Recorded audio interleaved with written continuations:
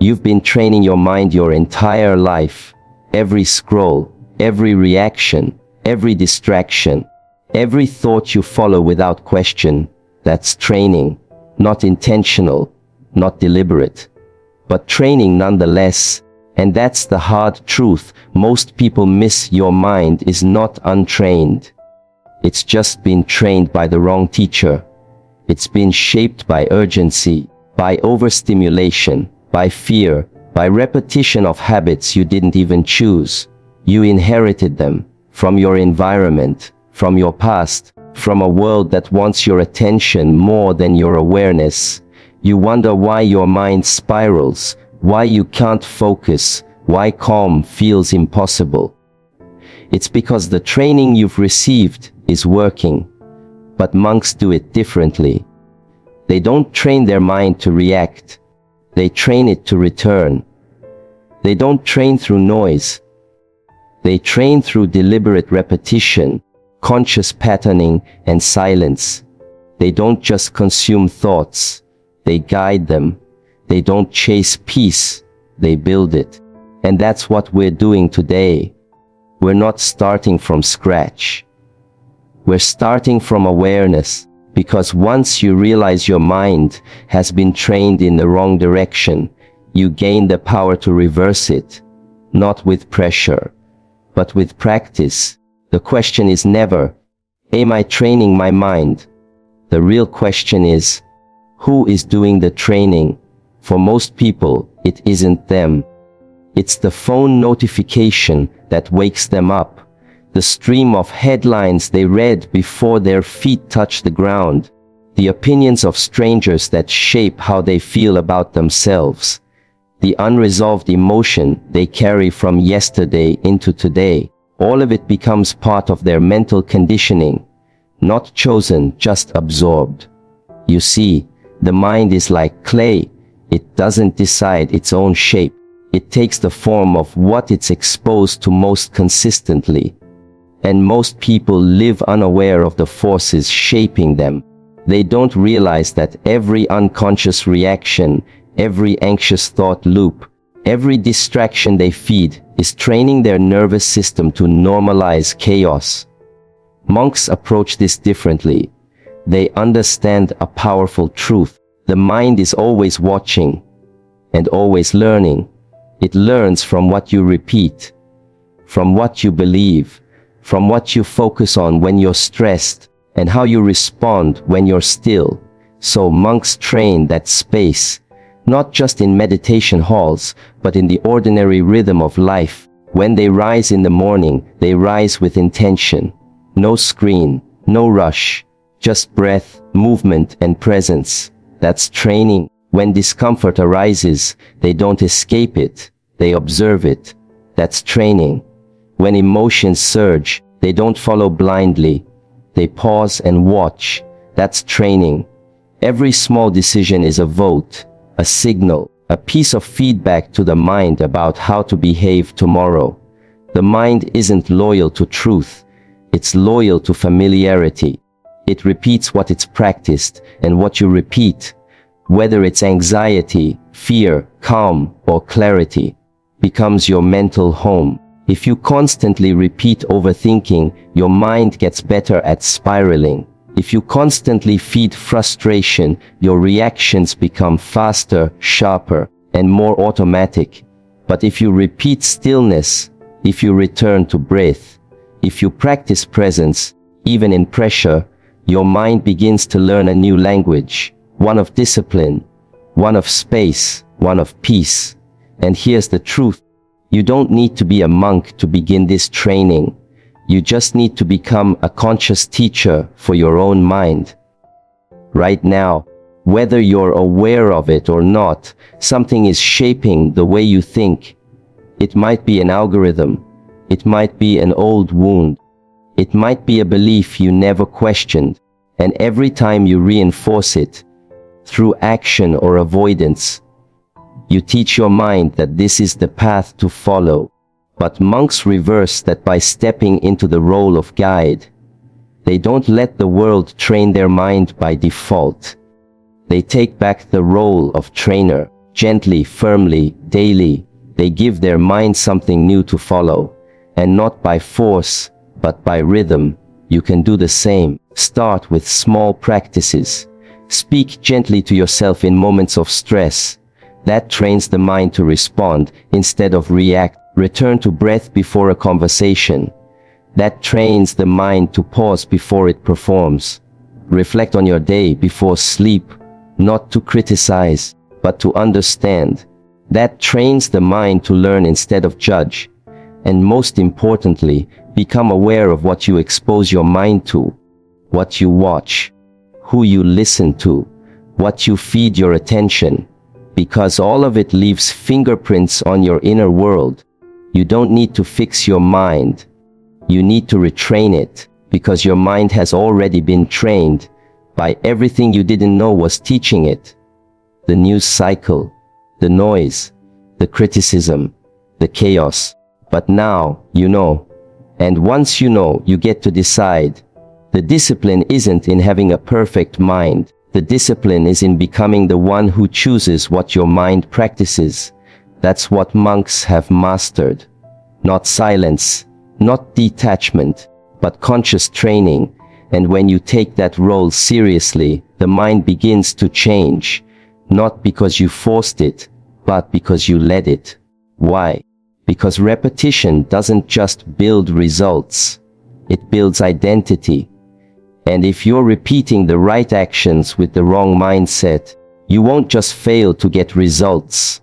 You'll reinforce the very identity that's holding you back. Monks understand this deeply. For them, repetition is not about ticking a box. It's about reshaping who you are at the deepest level. Every breath they return to isn't just for calm. It's to remind their nervous system, this is who I am now. Every time they pause before reacting, they're not just being polite.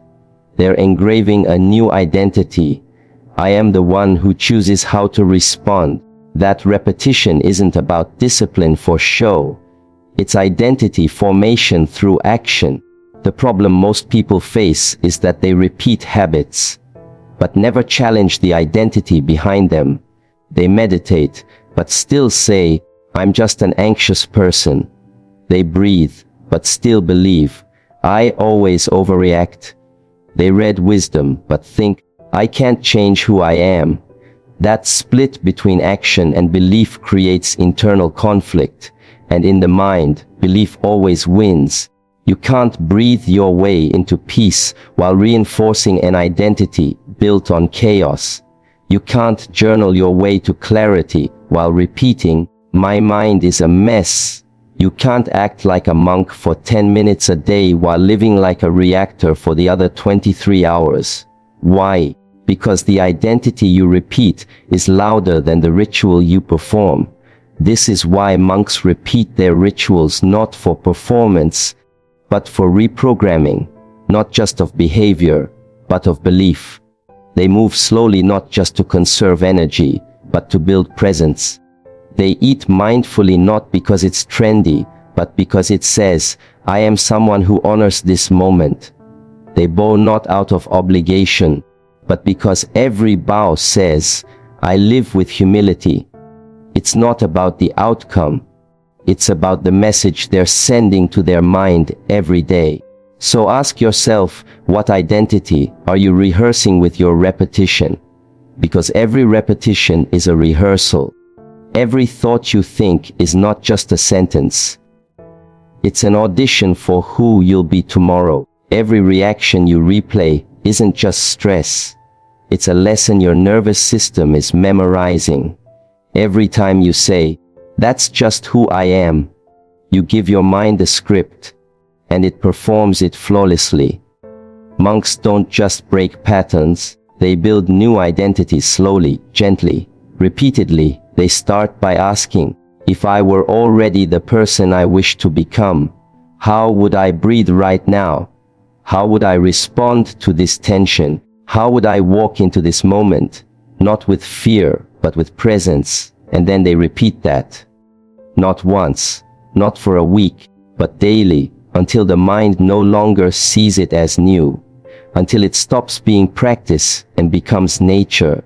You can do the same. Your mind isn't resisting results, it's defending identity, because identity brings safety, familiarity, predictability, even if it's painful.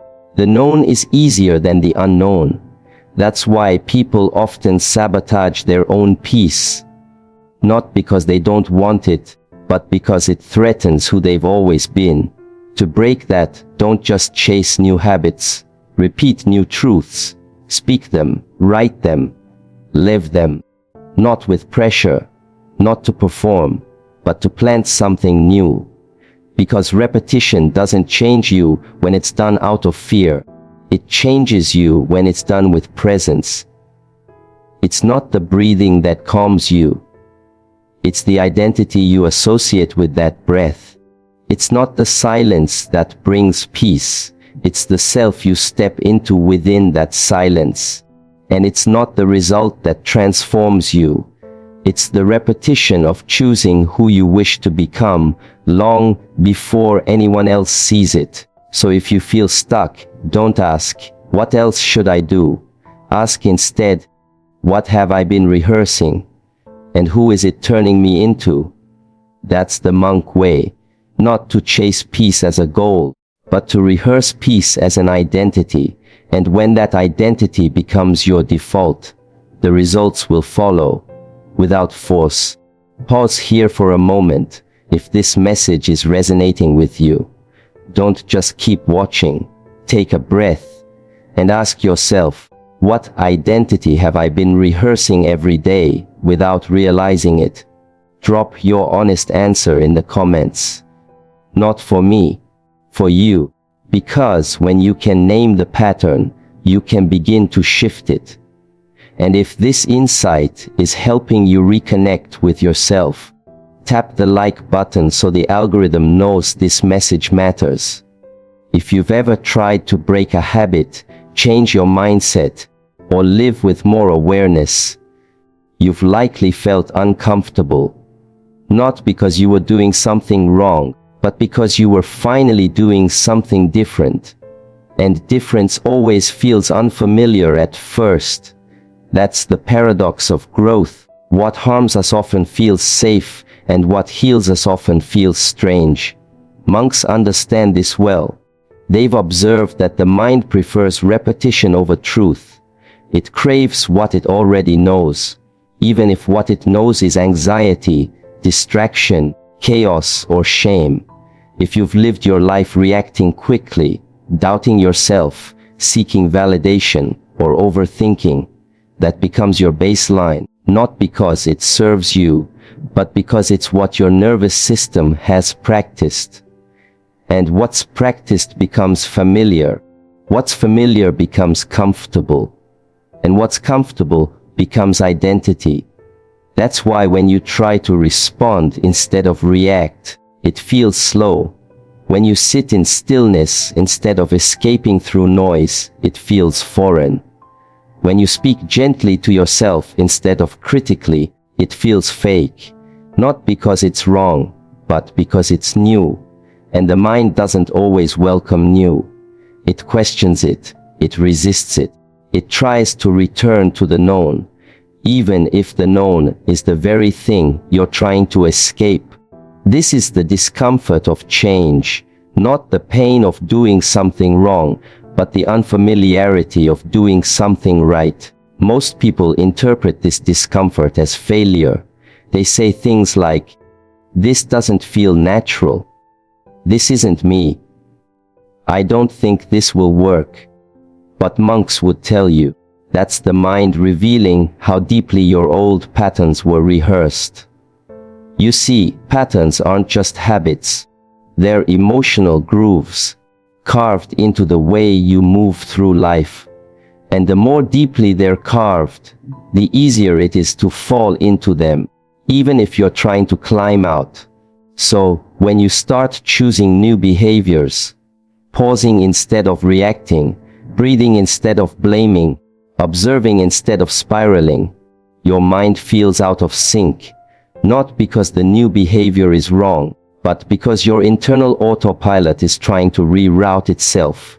And rerouting takes energy, it takes presence, it takes discipline. That's why monk training is so focused on rhythm, on repetition, on constancy. Not because it's glamorous, but because the mind needs consistency to rewire its grooves. Not once, not on weekends, daily, gently, repeatedly. And this is where most people give up. Not because they're weak, but because they mistake discomfort for misalignment. They think, if this is the right path, shouldn't it feel easier? But monks know growth feels unnatural before it feels authentic. There is a period of friction, a phase where the old identity is loosening and the new one hasn't fully arrived. In that space, doubt will whisper. Your past will call you back. Your ego will try to convince you that comfort is safer than clarity. But this is the moment to stay. Stay with the breath, even when the mind wants distraction. Stay with the pause, even when emotions rise fast. Stay with the silence, even when noise feels more familiar. Because each time you choose the unfamiliar path that aligns with your higher self, you weaken the grip of the old pattern. And you teach your nervous system this is safe now, not instantly, not with force, but through gentle, consistent exposure to your own presence.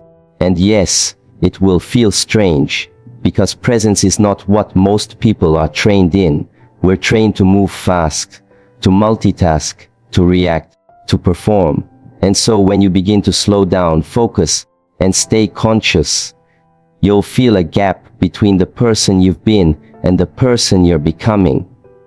That gap is sacred. It's not a void, it's a bridge. And the only way to cross it is to keep walking, even when your feet aren't sure of the ground. Let yourself feel awkward. Let yourself feel uncertain. Let yourself feel like a beginner. Because you are, not in life, but in this new level of awareness. Monks begin every practice with beginner's mind. The willingness to look at something ordinary as if it's extraordinary. That includes themselves. That includes their breath. That includes every moment of discomfort that arises when a new pattern is being formed. And you must do the same. If calm feels uncomfortable, good. That means you've lived in chaos long enough to believe it's normal. If clarity feels strange, good. That means confusion was rehearsed too often. If peace feels boring, good. That means your nervous system is learning that quiet doesn't mean danger. Every time you choose the right path, even when it feels unfamiliar, you are retraining your inner world. You are shifting the baseline. You are telling your system, this is who I am now, and this is how I move. So stop waiting for the new path to feel natural. Repeat it until it does. Most people misunderstand mental strength. They believe it's about forcing the mind into silence, controlling every thought, suppressing emotion, and overpowering distraction through sheer will. But monks have learned something very different. Something far more sustainable. Real mental strength isn't force.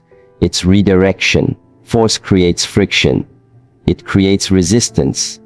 The more you try to push thoughts away, the louder they become. The more you fight fear, the more power you give it. The more you try to dominate the mind, the more it rebels. And that rebellion doesn't mean you're weak. It means you're using the wrong tool. The mind is not a machine you can command into stillness. It's more like water, flowing, shifting, responding. And water doesn't stop when you yell at it. It stops when it meets a channel, a guide, a direction. That's what monks train for. Not silence through suppression, but silence through redirection. When the mind wanders, the untrained response is frustration. I can't focus. My mind won't listen. I'm not disciplined enough. And in that frustration, you create more chaos, But the monk's response is simple: return gently, patiently, without judgment. The thought came, let it pass. The distraction pulled you, let it go. You wandered, return. This is strength, not the ability to dominate your inner world, but the capacity to come back, again and again, without needing to force it into perfection. The untrained mind wants control. The trained mind practices choice. It doesn't resist the thought. It chooses what to focus on next. It doesn't drown in emotion. It creates space to feel it without reacting. And over time, that consistent redirection builds something deeper than control. It builds trust. You begin to trust that you don't need to wrestle every thought into submission. You begin to trust that you don't need to obey every emotion that rises. You begin to trust your ability to sit, to stay, to return. And that's what most people never realize. Mental strength is not the absence of wandering. It's the willingness to return without shame. It's not about being flawless. It's about being flexible, adaptable, consistent. This is why monks train in breath, in silence, in movement. Not to eliminate thought, but to build the muscle of redirection. To teach the mind, this is where we come back to. No matter how far you go, this is home. Think of it this way: a candle doesn't lose its flame because the room gets noisy. It only loses it if the wind blows strong enough to shake its core. Redirection is how you shield that flame, not by removing the wind, but by stabilizing the base. You breathe, you refocus, you stay rooted. And in everyday life, this becomes essential. Someone says something triggering, your heart rate rises. The old you would snap back, defend, react, but now, you feel the wave coming, and you breathe. You shift your attention from impulse to intention. You redirect your focus from what you want to say to what truly needs to be said. That is strength. You're overwhelmed by a wave of doubt. The untrained mind spirals. What if I fail? I'm not ready. I can't do this. But the trained mind pauses. I see this thought, but I don't have to feed it. And you return to your task. That is redirection. You wake up with anxiety. The old habit is to scroll, to numb, to delay. But instead, you sit up, you breathe, you stretch. You choose one small thing to focus on. That is redirection, and that is mastery. Not because the chaos disappeared, but because you didn't let it lead. Monks don't avoid life's pressure. They redirect its energy. When tension rises, they channel it into breath. When fear shows up, they witness it without attachment. When distraction pulls, they return, not with anger, but with patience. And over time, that consistent redirection does what force never could. It builds flow. You stop battling your thoughts. You start guiding them. You stop chasing motivation. You build movement. You stop expecting perfection. You embody presence. This is what real mental strength looks like. Quiet, flexible, reliable, not reactive. And it's available to anyone who's willing to stop pushing and start guiding. So if you feel your mind drifting today, don't fight it, redirect. If you feel emotion rising, don't suppress it, redirect. If you feel like giving up, don't shame yourself, return, breathe, recenter, because that one small act of gently guiding your attention is more powerful than any force you could apply. It's not about holding on tighter, it's about knowing how to come back. And every time you do, you become stronger. People often assume monks live with perfect control, that they never feel anger, never get distracted, never stumble. But that's a misconception. Monks are not trained to dominate every thought or emotion. They are trained to align their inner world with their chosen values. And in that alignment, they find something even more powerful than control. They find peace. Control is based on fear. It's rooted in the belief that if you don't manage everything tightly, it will all fall apart. It tries to bend life to your will, to force thoughts to behave, to suppress every emotion that feels uncomfortable. But alignment is rooted in trust. It's the understanding that life doesn't need to be perfect to be peaceful, that the goal isn't to eliminate all disturbance, it's to remain anchored when disturbance appears, that the real power of the monk mind isn't rigidity, it's rhythm. When your actions align with your values, your energy becomes clean. When your thoughts align with your intentions, your focus becomes sharp. When your emotions align with your awareness, your decisions become wise. This is alignment, a state where your inner world walks in the same direction. And alignment doesn't mean every moment is calm. It means even when chaos visits, you return to your path. You don't need to control every outcome. You just need to choose the direction that honors who you want to become. Think of a river. When it's aligned with the slope of the land, it flows easily.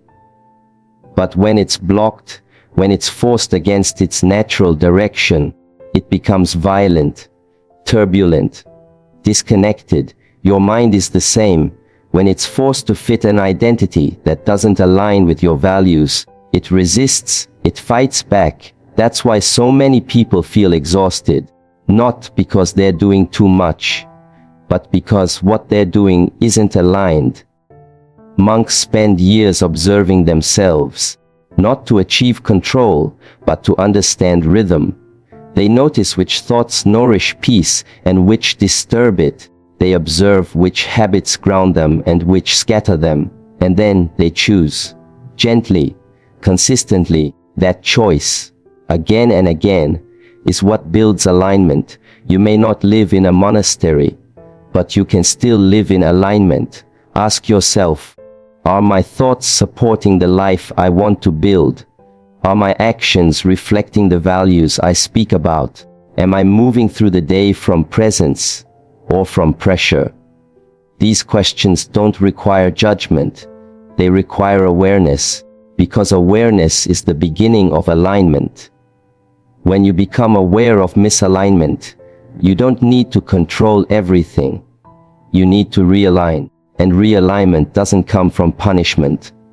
It comes from return. Just like a compass doesn't shout when it's off course. It simply shifts. You can do the same. Monks train this subtle redirection. When the breath gets shallow, they notice, they deepen. When the mind drifts, they return. When emotion clouds judgment, they pause, not to fix themselves, but to realign. And this realignment is not once-a-day work. It's not something you do after meditation or before sleep. It's continuous. It's woven into every decision, every breath, every movement. And the more you align, the less force you need, because alignment replaces resistance with flow. Imagine trying to walk against a strong wind. Every step requires effort. But when you turn, when you face in the direction the wind is moving, that same force begins to support you. That's the shift from control to alignment, from forcing outcomes to flowing with intention. And here's what alignment gives you that control never can: sustainability.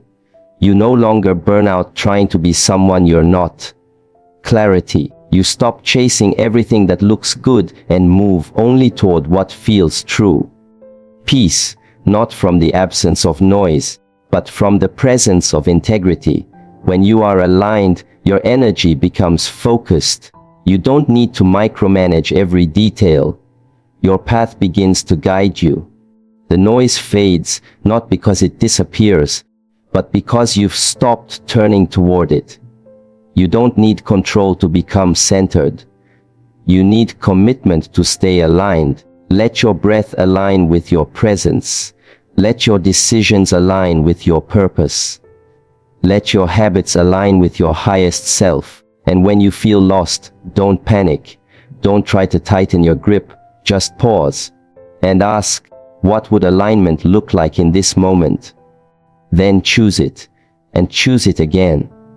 And in that repetition, you'll become steady, not because the world around you settled down, but because you finally began moving in the direction your spirit always wanted to go. You've been training your mind your entire life, but now you've begun doing it with awareness, not through force, not through perfection, but through rhythm, return, and realignment. You've learned that real transformation doesn't come from controlling every thought. It comes from choosing which ones you feed. It comes from understanding that the mind doesn't need to be silenced. It needs to be guided. Gently, repeatedly, with purpose. This isn't about becoming someone new. It's about remembering who you were before the noise trained you otherwise. So if your old patterns feel comfortable, but your new ones feel strange, keep going. You're not doing it wrong. You're rewiring what you once believed couldn't be changed. And remember, true mental strength isn't about never falling off track. It's about knowing how to return, again and again, to what matters most. That return is the training. That return is the transformation. That return is who you are becoming. Not because the world calmed down, but because you did.